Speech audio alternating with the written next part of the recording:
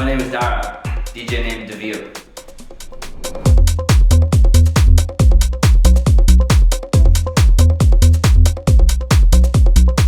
You might not have seen me much over the last while as I've been travelling Southeast Asia, placing a particular focus on 3 music scenes: Koh Phangan in Thailand, Ho Chi Minh in Vietnam, and Koh Rong in Cambodia.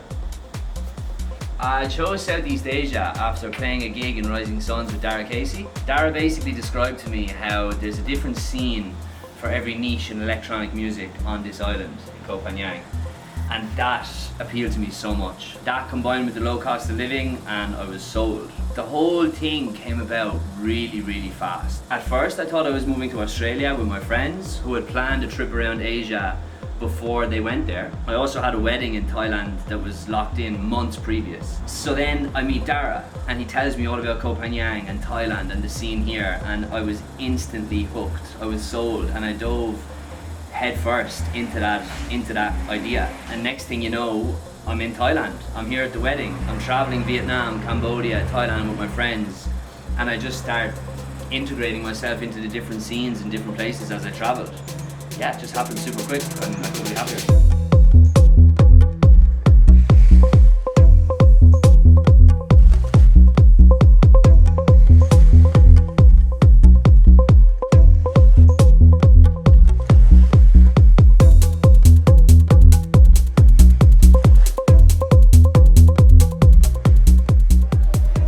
The most rewarding part of my time here has definitely been Koh Rong in Cambodia. The events that we did at Soundgarden were exceptional, and they actually took a lot of inspiration from stuff that we've done with Electronic Music Council in the past. The whole concept was tailored around live art and electronic music, and I was given a lot of freedom to explore my ideas here, and anything that I brought to the team, everyone took it on board and we just rolled with it and we went with it, and it was so fulfilling. I loved it. Learned a lot from that experience.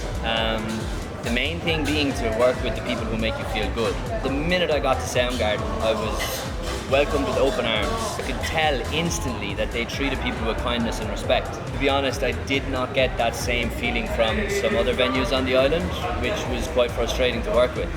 And I chose not to work with them as a result of that. And it was definitely the right decision. Like, I can't even begin to tell you how much that was the right decision for me in the end. So always work with the people who make you feel good. Another thing is to travel, network, go to other events, meet people, tell them about your ideas, and be open to collaboration.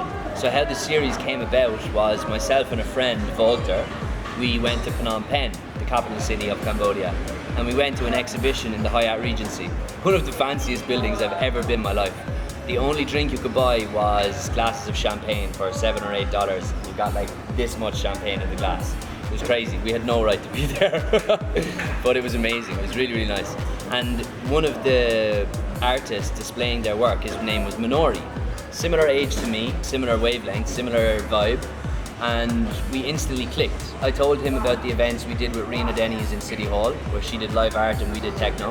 His art's a little bit more colourful, my music is a little bit brighter than techno.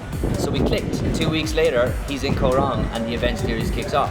The other thing was to prioritise event concepts that inspire you. This world of live art and electronic music is something that really inspires me to work. It inspires me to look for the best music I can find. It inspires me to take people on a journey throughout the night. When it's my time to shine, to really like stand up for the moment. And I just find it so fulfilling. It's hard to describe.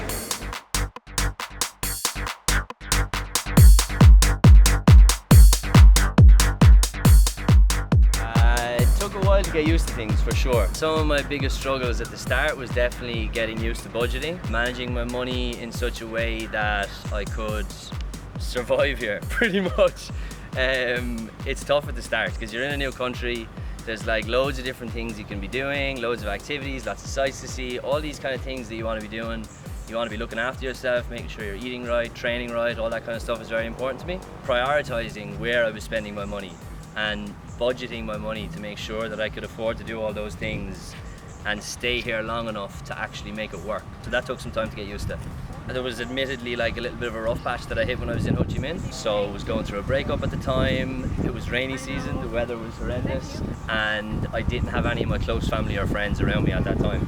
which is what you want when you're doing those things, or when you're going through something like that. That was definitely difficult. Another thing was missing culture night. A big part of the magic of culture night is being there to see the event unfold, working like in person, physically with everyone, and like being there to be a part of the whole thing is what it's all about.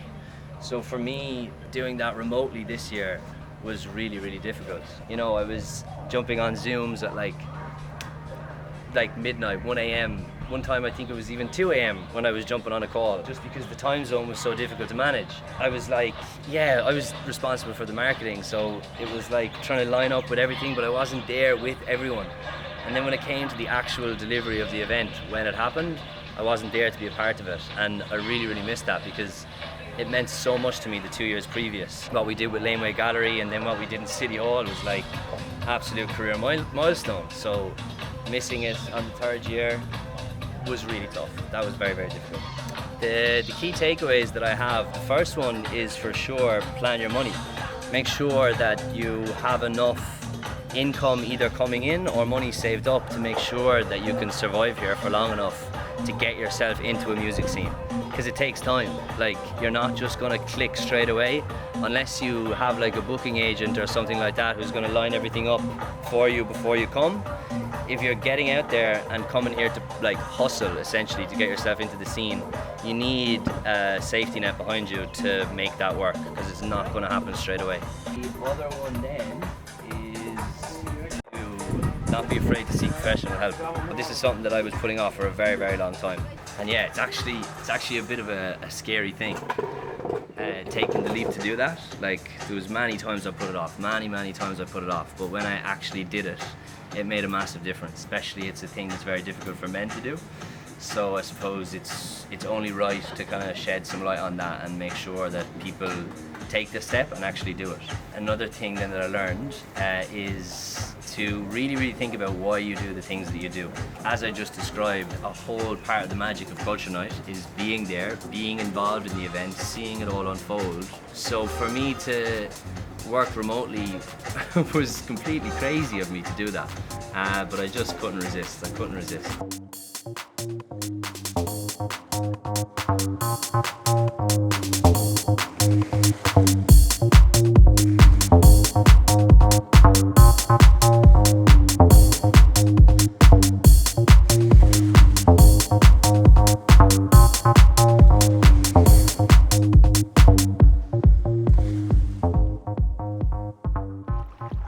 The next thing for me as an artist is to refine my music collection. So I've learned an awful lot about the styles that I want to be playing, or the styles that I play best, ranging from down-tempo, house, techno, trance and psytrance, and kind of a lot of different styles in between that. I've kind of really come to learn that that's where my home is in music.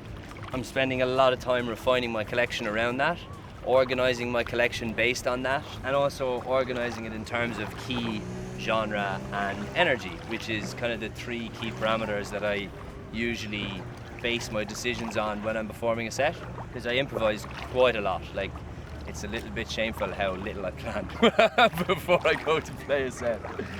When I get back to Ireland, I have a record collection of about 300 or 400 records. So I want to spend a lot of time learning how to mix vinyl very well, organise that collection. A lot of people don't realise the amount of organising that goes into DJing. Like, there's a lot of admin that people don't see, and organisation is like one of the main things, really, to be honest. Aside from mixing, whether it be vinyl or digital, this is also the first year that I'm going to be releasing music. So this has been a long time coming. I've been producing for 4 years now at least, maybe even 5. Yeah, 5. And I still haven't shared anything and really officially released anything. So my first official release, Change, is coming out on April 22nd. And it's all about that, exactly, change. So how people should embrace change, how we grow as a result of change, all of the ups and downs that come with that. So yeah, April 22nd, Change.